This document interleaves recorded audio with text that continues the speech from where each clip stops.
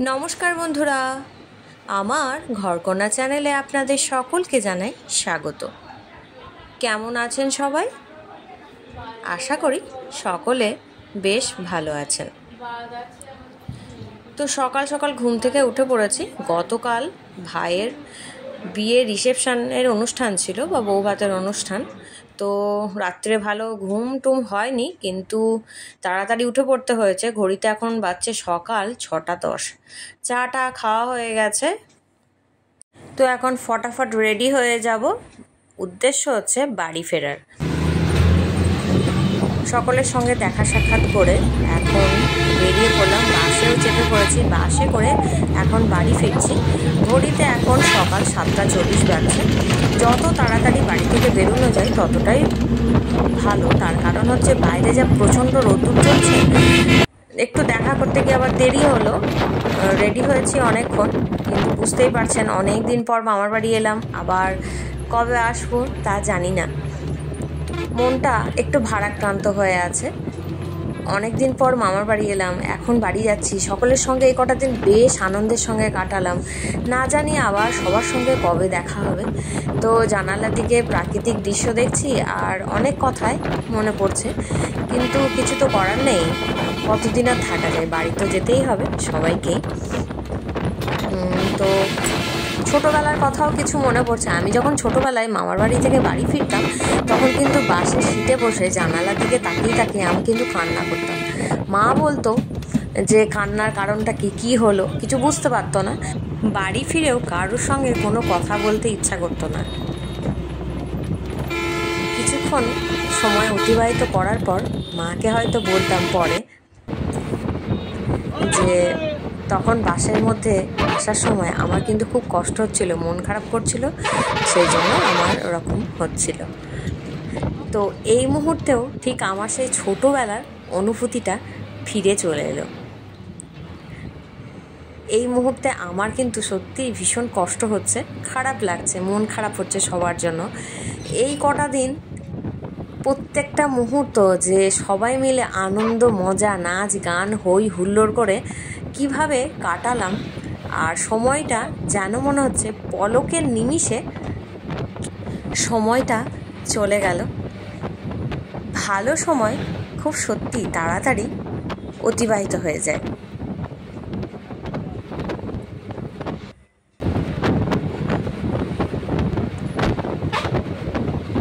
আর এই প্রচণ্ড গরমের মধ্যে যত সকাল সকাল বাড়ি থেকে বেরোনো যায় ততটাই ভালো।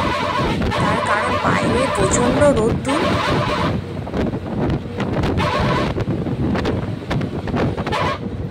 আর এবছরের গরমটা যেন কিছুতেই আর রেশ মিটছে না। কবে থেকে যে গরম পড়া শুরু হয়েছে, গরম করতে শুরু করেছে, গরমের আর শেষ নেই মনে হচ্ছে। আর একটু বৃষ্টিও নেই যে ওয়েদারটা একটু ঠান্ডা হবে কি কিছু। অনেকটা রাস্তা অতিক্রম করে বাড়ির উদ্দেশ্যে রওনা দিতে হবে, তাই অনেক কিছু মনের কথা আজ আমি আপনাদের সঙ্গে শেয়ার করলাম। বাড়ি ফিরে সেই গতানুগতিক জীবনযাপন,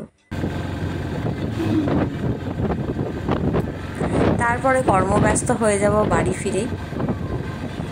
কথা বলতে বলতে অনেক রাস্তা কিন্তু অতিক্রম করে ফেলেছি, আর এখন বাড়ির কাছাকাছি রাস্তাতে পৌঁছেও গেছি।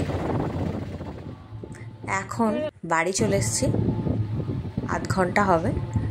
এসে হাত পা ধুয়ে ফ্রেশ হয়ে খাবার খেতে শুরু করে দিলাম, মানে জল খাবারটা খেয়ে নিচ্ছি। তার কারণ হচ্ছে অনেকটাই বেজে গেছে, ঘড়িতে এখন বাজছে সকাল 10:10। তো তারপর আবার তো সারাদিনের কাজকর্ম তো রয়েছে। এখানে রয়েছে দেখুন নান রয়েছে, রসগোল্লা রয়েছে, আর রয়েছে বোঁদে, আর সঙ্গে আছে ঘুগনি। এই দিয়েই জল খাবারটা করে নেব। এতগুলো নান দেখে ভেবে নেবেন না যে সবগুলোই আমি খাবো। যাই হোক, এখানে একটা পাত্রের মধ্যে বেড়ে নিয়েছি, তো এগুলো এখন খাওয়া হবে, সেই কারণে পাত্রের মধ্যে বেড়ে নিয়েছি। বাড়ি চলে এলাম। বাড়ি এসে কোনো রেহাই নেই। এসেই ছাদে জামা কাপড়গুলো যেগুলো পরেছিলাম সেগুলো মেলে দিয়ে এলাম, আর যেগুলো পরবো না সেগুলো বালতির মধ্যে ভিজিয়ে দিলাম। সবজি কেটে নিলাম, রান্না হবে সেই জন্য। আর এখন করছি হচ্ছে ঘর মুছছি, তার মাঝখানে খাবারও খেয়ে নিয়েছি।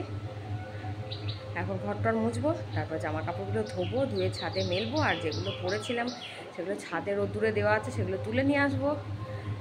নিয়ে আসার পর স্নান করবো, এই ভিজে জামা কাপড়গুলো মেলে দেবো।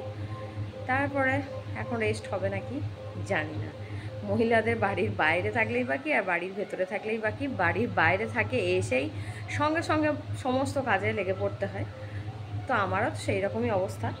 তো ঘন্টাখানেক হলো বাড়ি এসেছি, তার মধ্যে বসে রেস্ট করার সময় নেই। খাওয়ার সময়টুকু বসে বসে যা খেয়েছি, তো খাওয়ার পরে কাজে লেগে পড়েছি। এই যে এখন ঘরটর মুছতে শুরু করে দিয়েছি, ঝাড় দেওয়া হয়ে গেল, ঘর মুছতে শুরু করে দিলাম। অ্যাকচুয়ালি এই কাজগুলো কিছুই মনে হয় না, কিন্তু এত প্রচণ্ড গরম চলছে, আর গরমের মধ্যে একটু কিছু করলেই যেন খুব কষ্ট হচ্ছে, প্রচণ্ড ঘাম হচ্ছে, আর এনার্জি লস হয়ে যাচ্ছে এত ঘাম হওয়ার দরুন। তো সেই জন্য কাজের মধ্যে যেন আর এনার্জি পাচ্ছি না, মনও ভালো লাগছে না, তার মধ্যে মনটা একটু খারাপ হয়ে আছে। কিন্তু এই সমস্ত কাজগুলো করতেই হবে, ঘরটর পরিষ্কার করা এগুলো তো করতে হবে, কদিন তো বাড়িতে ছিলাম না। তারপর তো ওকে বললাম যে সাবমার্সিবলটা চালিয়ে দিয়ে বোতলে খাবার জলগুলো একটু ভরে নেওয়ার জন্য। তো ও ওগুলো ভরে নেবে। তো তারপরে স্নান টান হয়ে গেছে, এখন চলে এসেছি ছাদে জামা কাপড়গুলো মেলে দেওয়ার জন্য। আর ছাদের এই গাছগুলোতে বেশ ফুল ফুটে আছে, সেগুলো অল্প বিস্তর মৃদুমন্দ বাতাসও বয়েছে, কিন্তু তার সঙ্গে রয়েছে প্রচণ্ড গরম। এই গরমের মধ্যে আমরা সবাই জীবনযাপন করছি। এখন ছাদে এই যে জামা কাপড়গুলো ধুয়ে মেলে দিয়েছি, এখন নিচে যাব। নিচে গিয়েও কিছু কাজ আছে, যে জামা কাপড়গুলো পরেছিলাম ছাদে রোদ্দুরে দেওয়া ছিল সেগুলো একটু গুছিয়ে রাখবো। বেশ কয়েকটা জামা কাপড় ছিল, ধুতে একটু সময়ই লাগলো, তার কারণ প্রচণ্ড গরম চলছে। যে জামা কাপড়টা একবার পরা হচ্ছে দ্বিতীয়বার তো আর পরা যাচ্ছে না, সেই কারণে সংখ্যায় অনেকই বেশি হয়ে গিয়েছিল। আর আজকে দুপুরে রান্না বান্না নেই, তার কারণ হচ্ছে এখানে এখন পুজো হচ্ছে।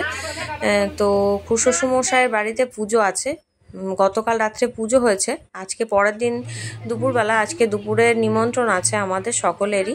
রান্নাবান্না কিছু নেই, কিন্তু সবজিটা আমি কেটে রেখে দিয়েছি রাত্রে রান্নার জন্য। তো এখন পুজো হলো, মায়ের পুজো হলো, দিয়ে এই যে এখানে প্রসাদ আছে, প্রসাদ খাওয়া হবে। যদিও রান্না থাকলে আমায় রান্না করতে হতো না, তার কারণ হচ্ছে শাশুড়ি মায়ের রান্না করে থাকেন। আর এখন চলে এলাম দুপুরবেলা খাওয়ার সময়। আজকের খাবারে রয়েছে ভাত, ভেজ ডাল রয়েছে, মুগ ডাল, আর ফুলকপি আলুর তরকারি, পুঁইশাক চচ্চড়ি, মাছের ঝাল, আর হচ্ছে আমের চাটনি। তো এটাই হচ্ছে আজকে দুপুরের আমাদের খাবারের পদ।